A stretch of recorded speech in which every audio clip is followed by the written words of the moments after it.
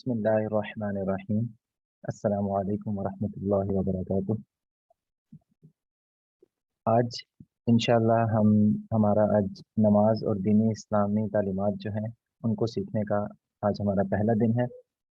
اسی طرح ہماری ایک ہفتے میں 3 کلاسز ہوا کریں گی ایک سبجیکٹ کی، جس طرح پہلے ہم نے سب سے پہلے قاعدہ کی کلاس لی، پھر دوسری ہم نے قرآن مجید کی کلاس لی، یعنی کہ ہم نے تجوید القرآن شروع کیا جس میں، اور آج ہماری تیسری کلاس جس میں ہم دینی تعلیمات اور یہ چیزیں سیکھنے جا رہے ہیں۔ یہ 3 کلاسز انشاءاللہ اسی طرح دوبارہ سے ریپیٹ ہوں گی۔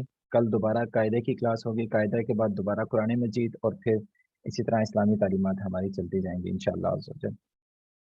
تو سب سے پہلے شروع کرنے سے پہلے ہم بسم اللہ شریف اور درود پاک اور جو علم میں اضافے کی دعا ہے ہم سب سے پہلے وہ پڑھ لیتے ہیں۔ تو بسم اللہ الرحمن الرحیم۔ آپ بسم لوگ اللہ الرحمن الرحیم۔ بہت اچھے، چلیں آپ لوگ میرے ساتھ ساتھ پڑھتے رہنا۔ اللہم اللہم صلی علی صلی محمد محمد وعلی وعلی آل محمد۔ آل محمد۔ اب ہم دعا پڑھ لیتے ہیں علم میں اضافے کی، ٹھیک ہے؟ ربی ربی زدنی زدنی علما۔ علما۔ چلیں شاباش۔ اچھا، آج ہماری جو کلاس ہے اللہ سب سے ہمارے پہلے، اپنے کیونکہ ہمارے آپ اپنا مائک بند ہی رکھیں اب۔ اچھا، اب جو سب سے پہلے ہم آگے چلنے سے پہلے، کیونکہ ہمارے ساتھ بچے بھی ہیں اور بڑے بھی ہیں، تو ہم کچھ چیزیں دیکھیں گے۔ یہ آپ جو لوگ بڑے حضرات موجود ہیں وہ بچوں کو بعد میں آپ آسانی سے سمجھا بھی لیں گے۔ تو جس طرح میں نے کل گزارش کی تھی کہ اگر آپ لوگوں کے پاس کوئی پین یا کوئی ڈائری وغیرہ ہو جس میں آپ یہ چیزیں نوٹ کر لیں تاکہ بعد میں یاد آ سکے، تو ہم سب سے پہلے دیکھیں گے کہ ہمارے پاس شریعت میں احکام کے جتنے ہمیں جو حکم دیا جاتا ہے، جو بھی ہماری شریعت میں ان کی درجہ بندی ہے وہ کیا ہے۔ تو احکام شریعت کی جو درجہ بندی ہے وہ 8 حکم ہے، مطلب 8 حکم کی شریعت میں 8 ان کی درجہ بندی ہے۔ تو آج ہم ایک ایک کر کے ان کو دیکھتے ہیں، اور اس کے بعد کیونکہ یہ چیزیں اس لیے ضروری ہیں، یہی چیزیں آگے ہماری نماز میں استعمال ہوں گی، یہی چیزیں ہم نے وضو میں دیکھنی ہے کہ فرض کیا ہوتے ہیں، واجب ہمارے پاس کیا ہیں، مستحب کیا، یہ سب چیزیں جو ہیں ہم نے آگے دیکھنی ہیں۔ تو اس لیے میں نے ان چیزوں پہ جانے سے پہلے، کیونکہ جب ہم وہ دیکھ رہے ہوں گے کہ ہمارے پاس وضو کرتے ہوئے کیا کیا چیزیں فرض ہیں، کیا چیزیں ہمیں سنت میں آتی ہیں، کیا چیزیں مستحب عمل میں آتی ہیں، تو ان چیزوں کو دیکھنے سے پہلے میں نے یہ ضروری سمجھا، ہم نے کہا کہ ہم پہلے یہ سیکھ لیتے ہیں کہ یہ احکام شریعہ میں جو درجہ بندی ہے وہ ہمارے پاس کون سی ہیں اور وہ ان کی اقسام کیا ہیں۔ تو ہمارے پاس سب سے پہلی چیز جو آتی ہے وہ ہے ہمارے پاس فرض۔ اب فرض کیا ہوتا ہے؟ فرض بیسیکلی وہ چیز ہوتی ہے جس کا معنی بالکل آپ اس کو، یعنی کہ قرآن مجید میں جس کا حکم ہو اور اس کو پڑھ کے ہم بہت آسانی سے اس کا معنی ہمیں سمجھ آ سکے، وہ چیز جو اللہ تعالیٰ نے قرآن مجید میں اس کا ارشاد فرمایا ہو، اس کا حکم دیا ہو، اور اس حکم یعنی کہ اس کو پڑھتے ہوئے ہمیں وہ بالکل ایک کلیئر ہو جائے، ہمیں بالکل وہ سمجھ آ جائے کہ اللہ تعالیٰ اس میں قرآن مجید میں کیا حکم فرما رہے ہیں، جو بالکل کلیئر ہو، وہ چیزیں ہمارے اوپر فرض ہیں۔ اس میں جس مثال کے طور پہ جس طرح ہمیں قرآن مجید میں کسی بھی چیز کا حکم ہو، نماز پڑھو، تو نماز پڑھنا ہمارے اوپر ایک فرض ہے۔ تو یہ چیز ہوتی ہے فرض میں، فرض کو چھوڑنا گناہ کبیرہ میں آتا ہے، ٹھیک ہے؟ اگر آپ کوئی بھی فرض چھوڑیں گے تو وہ گناہ کبیرہ میں آتا ہے۔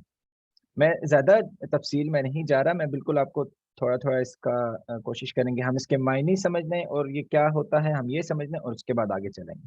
یہ فرض میں آ جاتا ہے۔ اس کے بعد ہمارے پاس آتا ہے واجب۔ اچھا، اس کے یہ میں نے جو تصویر لگائی ہے اس میں نہیں لکھا ہوا، تو میں آپ کو ساتھ ساتھ بتا رہا ہوں، ٹھیک ہے؟ فرض کے بعد ہمارے پاس ہے واجب۔ اچھا، واجب ہمارے پاس جو واجب کا جو درجہ ہے، یعنی کہ وہ فرض سے تھوڑا سا کم ہے لیکن وہ بھی ضروری ہے۔ وہ اس طرح سے سمجھنے کہ اس کا درجہ فرض سے نیچے ہے، یعنی کہ فرض سے کم ہے، لیکن وہ بھی ضروری ہے، اس کو بھی چھوڑنا گناہ ہے۔ فرض کو، واجب کو نہیں چھوڑا جا سکتا، لیکن واجب کو چھوڑنا گناہ صغیرہ میں ہوگا، ٹھیک ہے؟ فرض چھوڑنا گناہ کبیرہ ہے، لیکن واجب کو چھوڑنا گناہ صغیرہ ہے۔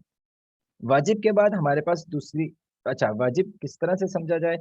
اچھا دیکھیں، قرآن مجید تو ہمارے لیے بالکل اللہ تعالیٰ کی کتاب ہے، اس کے اندر جو بھی ہے ہم یہ نہیں کہہ رہے کہ وہ اس میں ہمیں سمجھ نہیں آتا، کیونکہ ہماری وہ عربی زبان نہیں ہے، تو ہمیں سمجھتے ہوئے اگر اس کے معنی ہمیں سمجھنا آئے، یعنی کہ اس کو سمجھنے کے لیے ہمیں جس طرح کے ہمارے علماء کرام ہوتے ہیں یا جو ہمیں وہ سمجھاتے ہیں کہ اس کا یہ معنی بنتا ہے، تو ان چیزوں کے لیے جن کو سمجھانے کے لیے یا جن کی تفصیل بتانے کے لیے یا جن کا معنی بتانے کے لیے ہمیں بتایا جاتا ہے، کسی اور کوئی ہمیں جو علماء بتاتے ہیں یا جو قرآن پاک کی تفسیر لکھتے ہیں وہ بتاتے ہیں، تو وہ ہمارے پاس واجب میں آتے ہیں، ٹھیک ہے؟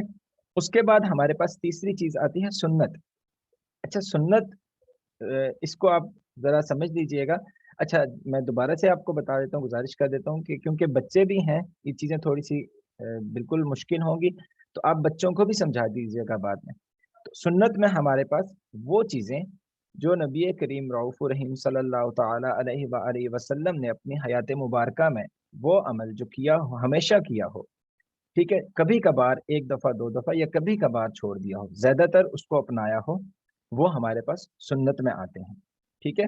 اس میں پھر آگے فردر اقسام ہے، سنت موقدہ اور پھر غیر موقدہ، ہم اس میں زیادہ نہیں جائیں گے، لیکن سنت میں ہمارے پاس وہ ہیں جو نبی کریم صلی اللہ علیہ وآلہ وسلم نے اپنی حیات مبارکہ میں ہمیشہ کیا ہو، لیکن کبھی کبھار، بہت کم، کبھی کبھار ایک دفعہ یا دو دفعہ چھوڑ دیا ہو۔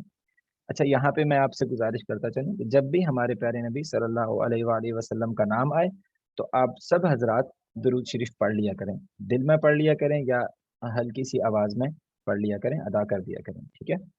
اچھا اس کے بعد ہمارے پاس سنت کے بعد ایک دوسرا ہے مستحب، یہ جو لکھا ہوا ہے، ٹھیک ہے؟ تو فرض اور مستحب کے بیچ میں نے آپ کو دو چیزیں اور بتائی، واجب اور سنت، ٹھیک ہے؟ اس کے بعد ہے ہمارے پاس مستحب۔ مستحب وہ عمل ہوتا ہے جس کو کرنے سے تو ثواب ملتا ہے، لیکن نہ کرنے سے گناہ نہیں ملتا، لیکن کرنا بہتر ہے، ٹھیک ہے؟ مستحب وہ عمل ہے جو کرنا بہتر ہے، ٹھیک ہے؟ اس میں مستحب اور مباح، یہ دو آپ تھوڑے سے ان کو سمجھ لیں، یہ دونوں ملتے جلتے ہیں، ان میں کئی دفعہ لوگوں کو نہیں سمجھ آتی ہمیں۔ مستحب اور مباح میں فرق یہ ہے، دونوں کے کرنے سے ثواب ہے، نہ کرنے سے گناہ نہیں ہے، لیکن مستحب عمل کرنا بہتر ہے، نہ کرنے سے کرنا بہتر ہے یا اچھا ہے، ٹھیک ہے؟ تو ان کو نہ کرنے سے گناہ نہیں ہے۔ اس کے بعد ہمارے پاس ہے مکروہ۔ اچھا مکروہ میں بھی ہمارے پاس پھر دو اقسام آ جاتی ہیں، ایک مکروہ تحریمی ہے، ایک مکروہ تنزیہی ہے، لیکن ہم صرف مکروہ کو دیکھ لیتے ہیں، مکروہ کیا چیز ہوتی ہے؟ اچھا مکروہ وہ چیز ہے جس کو نہ کرنا، جس طرح ابھی ہم نے اوپر مباح یا مستحب میں دیکھا، تو مکروہ ہمارے پاس وہ چیزیں ہیں کہ مکروہ کو چھوڑنا زیادہ بہتر ہے، ٹھیک ہے؟ کیونکہ میں آپ کو بتا رہا ہوں مکروہ میں دو اقسام ہے، مکروہ تنزیہی اور مکروہ تحریمی۔ مکروہ تنزیہی میں یہ ہے کہ اس عمل کو چھوڑنا زیادہ بہتر ہے بجائے کرنے سے، اور مکروہ تحریمی وہ عمل ہوتا ہے جو حرام کے قریب ہوتا ہے، یعنی کہ اس کے کرنے کا گناہ ہوگا، ٹھیک ہے؟ وہ مکروہ تحریمی میں حرام کے قریب ہوگا، تو یہ ہمارے پاس مکروہ میں آتا ہے۔ تو مکروہ جس کو کرنے سے ہمارا، یعنی کہ جس کو کرنا بہتر نہیں ہے اس کو چھوڑنا بہتر ہے، مستحب کرنا بہتر ہے اور مکروہ چھوڑنا زیادہ بہتر ہے۔ اور اس کے بعد ہمارے پاس ہے حرام۔ حرام بالکل اسی طرح جس کا حکم بالکل واضح ہو، جو ہمیں بالکل پڑھ کے اس کا معنی سمجھ آ جائے، جس چیز سے بالکل واضح طور پہ منع کیا گیا ہو، اس عمل کو کرنا گناہ کبیرہ، اسی طرح گناہ کبیرہ میں ہوگا، کیونکہ حرام چیز سے ہمیں منع کیا گیا ہے۔ اچھا حرام کو جان بوجھ کر کرنے سے عذاب ہے، ٹھیک ہے؟ اور اسی طرح اس کو چھوڑنا، یعنی کہ بالکل حرام چیز سے جس سے منع کیا گیا اس کو چھوڑنا، ہمیں بالکل اس کا ثواب ملے گا۔ جس طرح فرض کا میں نے بتایا تھا کہ اس کو کرنا بالکل ثواب ہے، ثواب کا کام ہے، لیکن اس کو چھوڑنا گناہ کبیرہ ہے۔ یہاں پہ میں ایک آخری چیز آپ کو، آخری درجہ جو ہے وہ ایک چیز بتاتا چلوں، ایک چیز یہاں پہ जो एक चीज होती है मुफसद। मुफसद क्या होती है, जिसको फासिद कहते हैं या मुफसद, उसके मायने होते हैं ख़त्म कर देना, या फिर आप इस कहने ख़त्म कर देना, या उस अमल को जो उसके करने से उस काम को करने से, जो मुफसद अमल होते हैं उस काम को करने से वो काम वो हम अमल हमारा ख़त्म हो जाता है। फॉर एग्जांपल इसको ऐसे आप समझ लें कि अगर हम नमाज पढ़ रहे हैं तो नमाज में अगर कोई हम ऐसा अमल कर देंगे, कोई ऐसा मुफसद अमल कर देंगे कि जिसको जो मना किया गया है, बताता हूँ मुफसद होता क्या है, तो उसके करने से हमारी नमाज टूट जाएगी, ख़त्म हो जाना या टूट जाना, ठीक है। मकसद में ये आता है कि उसको जानबूझकर करने से अजाब होगा, लेकिन अगर आप उसको भूल के कर देंगे तो उसका अजाब नहीं है, ये मकसद में आता है, ठीक है। मैं दोबारा से बता देता हूँ, मकसद जानबूझकर करने से अजाब होगा, लेकिन अगर भूल कर कर दिया तो उसका अजाब नहीं होगा। इसकी मिसाल आप इस तरह से ले लें कि जिस तरह हम नमाज पढ़ रहे हों, नमाज में हमने जानबूझकर अगर इधर उधर देखा या जानबूझकर किसी से बात की, तो ये हम अपनी नमाज तो टूट जाएगी, मकसद से नमाज तो टूट जाएगी, ठीक है, लेकिन इसका गुनाह भी होगा। लेकिन अगर हम नमाज पढ़ रहे हैं तो हमें हमें ध्यान नहीं रहा, जानबूझकर नहीं, आपने गलती से या इस तरह किसी को इधर देख लिया, जिस तरह से अक्सर औकात वालिदा नमाज पढ़ रही होती हैं तो बच्चे खेल रहे हों या इस तरह कोई छोटा बच्चा हो, एकदम से उनका ध्यान चला जाता है, जानबूझकर नहीं करते लेकिन वो भूल कर उनका ध्यान चला जाता है। तो मफसद अमल वो है जिसको जानबूझकर करने से अजाब, लेकिन भूल कर करने से अजाब नहीं होता, ठीक है। अच्छा, अब इसको आगे चलने से पहले हमने जो अभी बातें की, जो मैंने भी आपको बताया, तो मैं अभी हम, क्योंकि सबसे पहले हम स्टार्ट करेंगे वज़ू से, ठीक है। वज़ू किस तरह करते हैं, उसके फ़राइज़ क्या हैं, आपने ये दोबारा से याद रखना है। मैं एक दफ़ा दोबारा से आपको बता देता हूँ। हमने जो चीज़ें देखी उसमें सबसे पहले फ़र्ज़, उसके बाद वाजिब, उसके बाद सुन्नत, उसके बाद हमने देखा मुस्तहब, फिर हमने मुबाह, मुबाह के बाद हमने मकरूह, मकरूह के बाद हमने हराम देखा, और उसके बाद मुफ़सद हमने देखा। तो इन चीज़ों को हमने माइंड में रखना है अपने, इन चीज़ों को हमने याद रखना है, क्योंकि यही सब चीज़ें हम आगे नमाज में और जो हम वज़ू के तरीके और जो भी हमारी इबादत होती हैं, हम उनमें देखेंगे कि हमें कौन से अमाल से मना किया गया है, कौन से अमाल फ़र्ज़ हैं, कौन से वाजिब, कौन से सुन्नत हैं, ठीक है। तो इसको आगे लेके चलते हैं। हम सबसे पहले, ये कुरान पाक की, ठीक है, कुरान पाक में ये आयत है, ये सूरतुल माइदा की ये आयत है, 7वें सिपारे में है सूरतुल माइदा, तो आयत नंबर 6 है, ठीक है, छठी आयत है, और इसका शुरू का मैं एक हिस्सा पढ़ देता हूँ। या अय्युहल्लज़ीना आमनू इज़ा कुंतुम इलस्सलाति फग़सिलू वुजूहकुम व अयदियकुम इलल मुराफ़िक़ि व अमसहू बिरुऊसिकुम व अर्जुलकुम इलल कअबैन। तो इस आयत को मैंने तिलावत किया, अभी हम इसको मज़ीद देखते हैं, ठीक है। अभी हमें ये पता चल जाएगा। अच्छा, ये ऊपर भी लिखी हुई है, ये आयत आप देख सकते हैं, सूरतुल माइदा आयत नंबर 6, ठीक है। इसका तर्जुमा क्या है? इसका तर्जुमा है, ए ईमान वालो, जब तुम नमाज के लिए उठो तो अपने मुंह को धो, अपने हाथों को भी कहनियों तक धो, और अपने सरों को मसाह करो, और अपने पाँव टखनों तक धो। यानी कि हमें इस आयत का तर्जमा, अगर कोई भी आप में से अगर इसका तर्जमा एक दफ़ा ये पढ़ दे, मुझे पता है उर्दू पढ़ना आजकल के हमें ज़रा थोड़ा मुश्किल हो जाता है, अगर कोई पढ़ दे इस तर्जमा को। ऐ ईमान वालों, जब तुम नमाज के लिए उठो तो अपने मुंहों को धो और अपने हाथों को भी कोहनियों तक, और अपने सरों को मसा करो और पाँव धो टखनों तक। बिल्कुल सही है। अब देखें, कोई भी अगर हम में से इस आयत की तिलावत करे और उसका तर्जमा पढ़े, तो हमें बिल्कुल ये वाज़ह हो जाएगा कि अल्लाह ताला ने हमें किस चीज़ का हुक्म दिया है, कि नमाज से पहले हमने क्या करना है। ये 4 अहकाम, हमें 4 चीज़ों का हुक्म दिया गया है, ठीक है। अब ये 4 जो यहाँ पे चीज़ें लिखी हुई हैं, मुँह को धोना, हाथों को कहनियों तक धोना, सर का मसा करना, और पाँव को टखनों तक धोना, ये फ़र्ज़ हैं, ठीक है। अब हम आते हैं अपने वज़ू की तरफ। तो वज़ू में सबसे पहले हमारे पास, मैं बल्कि इधर से ही हम पढ़ लेते हैं। तो सबसे पहले हमारे पास वज़ू के फ़राइज़ हैं, ठीक है। फ़र्ज़ क्या चीज़ है? जिसको छोड़ेंगे तो गुनाह कबीरा होगा, यानी कि उसको छोड़ने से वो अमल होगा ही नहीं। तो वजू के फराइज छोड़ने से वजू नहीं होगा। ठीक है, अभी हमने बिल्कुल एक तरतीब में देखा, एक एक सीक्वेंस में हम देखते आ रहे हैं, तो हमें पता चला है कि वजू के फराइज कौन से हैं, 4 हैं, और वो हमें कुरान मजीद की आयत से हमने तर्जमा करके देखा, जिसमें पहला है मुंह धोना, दूसरा फर्ज है दोनों हाथों को कहनियों समेत धोना। ठीक है, कहनी जो जहाँ पे हम अपने बाजू को फोल्ड करते हैं, जहाँ से हम अपना बाजू यूं अपनी फोल्ड करते हैं, तो जो किनारा होता है वो उसको हम कोहनी कहते हैं, कहनी। ठीक है, कहनियों तक धोना।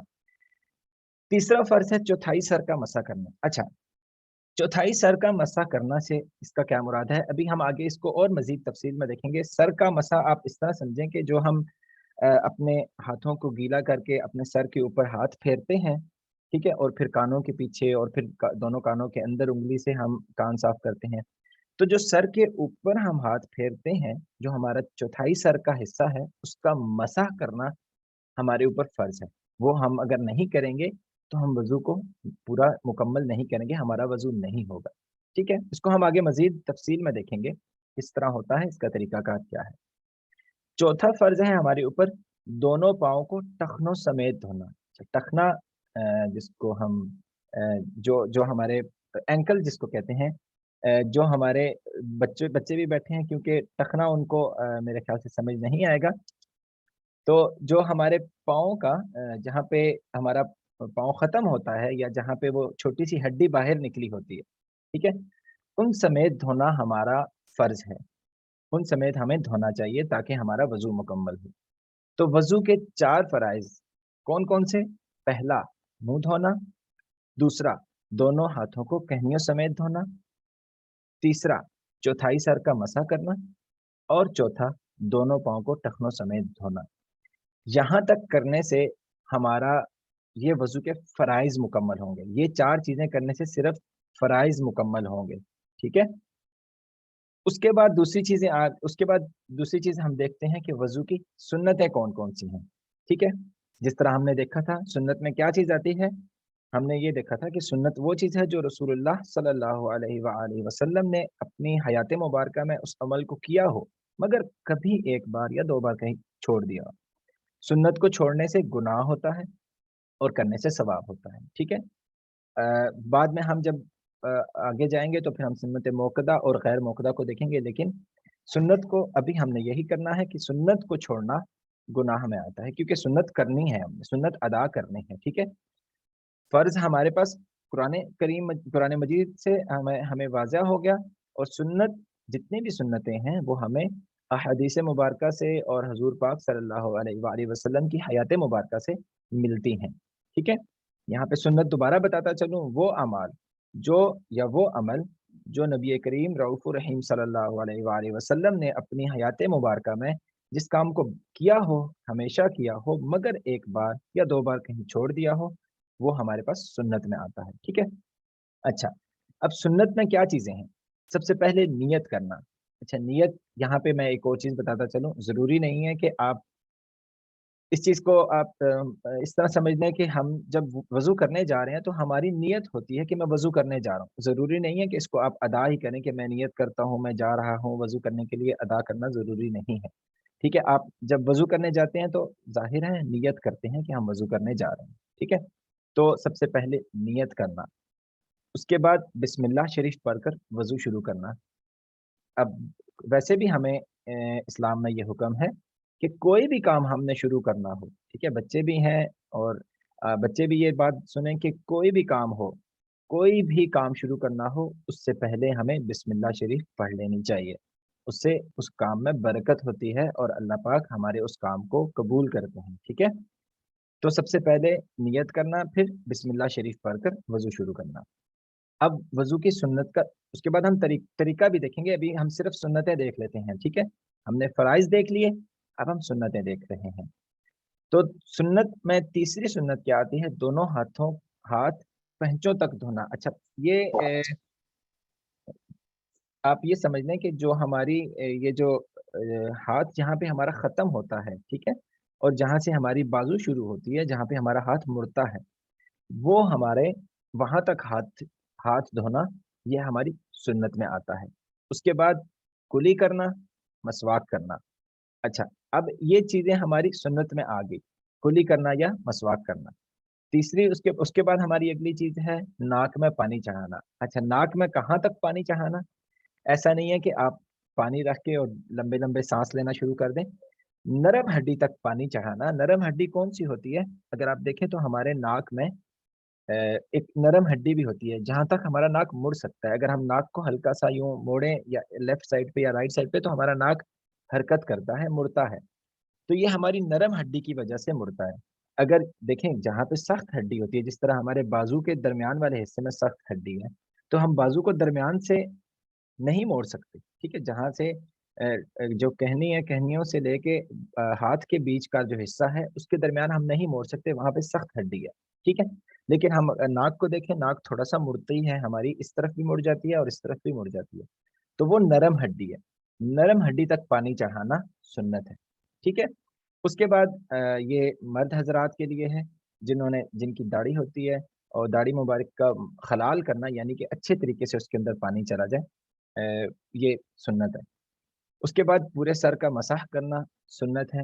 کانوں کا مسح کر، اچھا اس میں وہ جو فرائض ہیں وہ نہیں لکھے ہوئے کیونکہ فرائض اوپر آ چکے تھے. ٹھیک ہے، میں پھر سے بتا دیتا ہوں، ہم صرف فرائض، سنت اور مستحب عملات دیکھ رہے ہیں کہ اس کون کون سے عمل ہیں، اور طریقہ جو پورا وضو کا طریقہ کار ہے وہ ہم انشاءاللہ آگے دیکھتے جائیں گے.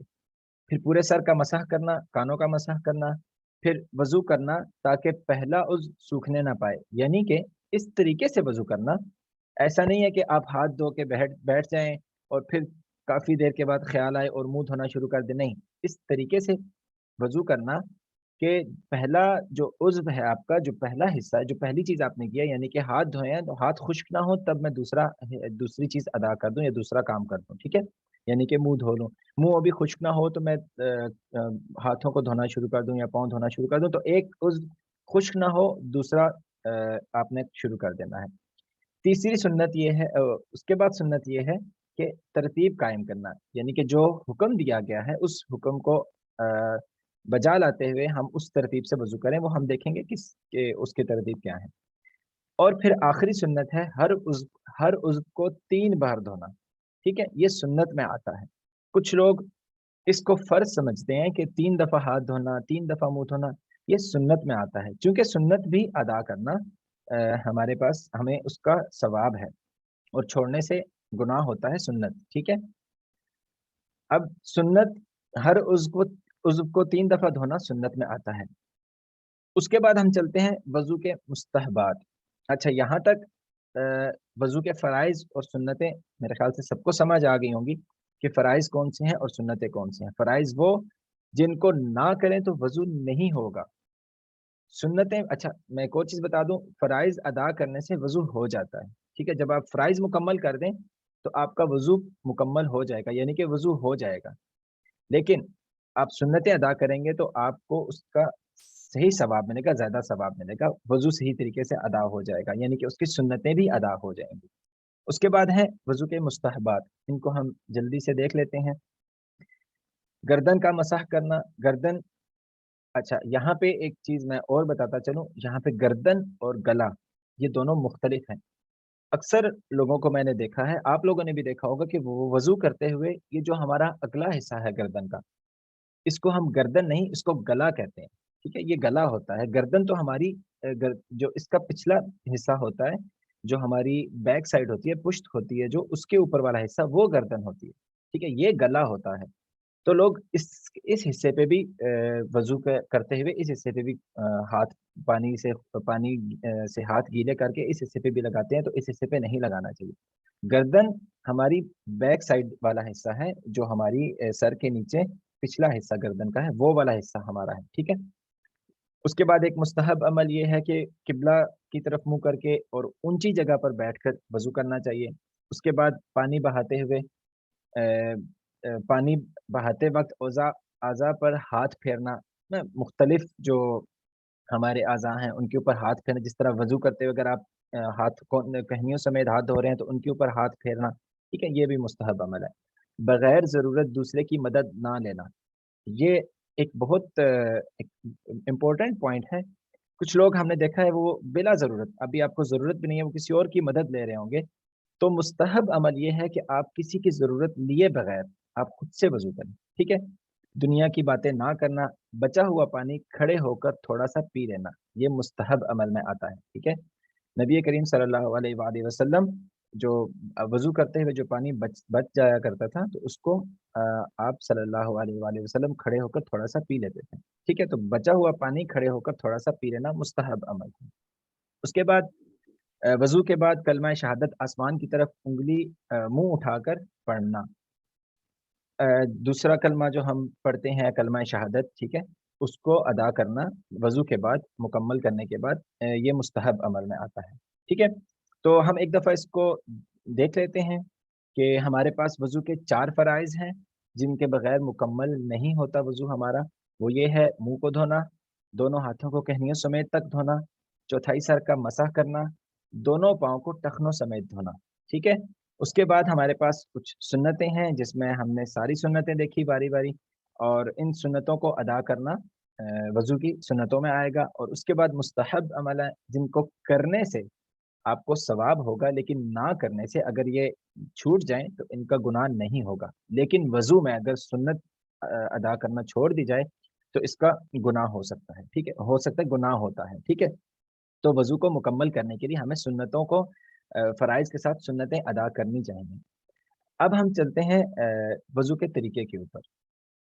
تو ایک میں آپ کو اچھا، ابھی ہم نے جس طرح وضو کے فرائض دیکھ لیے، ٹھیک ہے، وضو کی سنتیں دیکھ لی، اور اس کے بعد آتے ہیں مستحب عمل بھی دیکھ لیے. اچھا، یہ ضروری ہے کہ مکروہات کیا ہیں. جس طرح ابھی ہم نے مکروہ دیکھا تھا کہ مکروہ کون کون سے ہیں، ان سے جو نہیں، جو عمل کرنا چھوڑنا زیادہ بہتر ہے یا نہ کر، جس کو احتیاط یہ کیجیے جن عمل کی ہمیں احتیاط کرنی چاہیے. ناپاک جگہ پر وضو کرنا یہ مکروہ میں آتا ہے. ٹھیک ہے، ہمیں پاک جگہ کا انتخاب کرنا چاہیے، یعنی کہ پاک جگہ بیٹھ کر وضو کرنا چاہیے. سیدھے ہاتھ سے، یہ میں آپ کو ایک دفعہ بتا دوں، سیدھے ہاتھ سے ناک صاف کرنا. یہ آپ یاد رکھیں، ناک صاف کرتے ہوئے ہم اکثر یہ غلطی کر جاتے ہیں، ہم ناک کو سیدھے ہاتھ سے ہی صاف کرتے ہیں. ناک کو الٹے ہاتھ سے صاف کرنا چاہیے، بلکہ الٹے ہاتھ کی جو ہمارا لیفٹ ہینڈ ہے اس کی جو سب سے چھوٹی انگلی ہے اس کو ناک کے اندر، ناک کے دونوں سائڈ پہ ہمیں اس کو انگلی کو اچھی طرح مار کے اور اچھی طرح اس کو صاف کرنا چاہیے. ٹھیک ہے، سیدھے ہاتھ سے کرنا مکروہ ہے، سیدھے ہاتھ سے ناک صاف کرنا. اسی طرح پانی کا زیادہ بہانا یہ بھی مکروہ ہے. وضو کرتے وقت دنیا کی باتیں کرنا، جس طرح اکثر اوقات آپ نے دیکھا ہوگا لوگ باتیں کرتے ہوئے وضو کرتے ہوئے ساتھ ساتھ باتیں کر رہے ہوتے ہیں، تو یہ مکروہ میں آتا ہے. خلاف سنت وضو کرنا، ابھی ہم نے سنت دیکھ لیا کہ سنت کیا ہیں، ان کے خلاف اگر جائیں گے تو وہ بھی مکروہ میں آ جائے گا.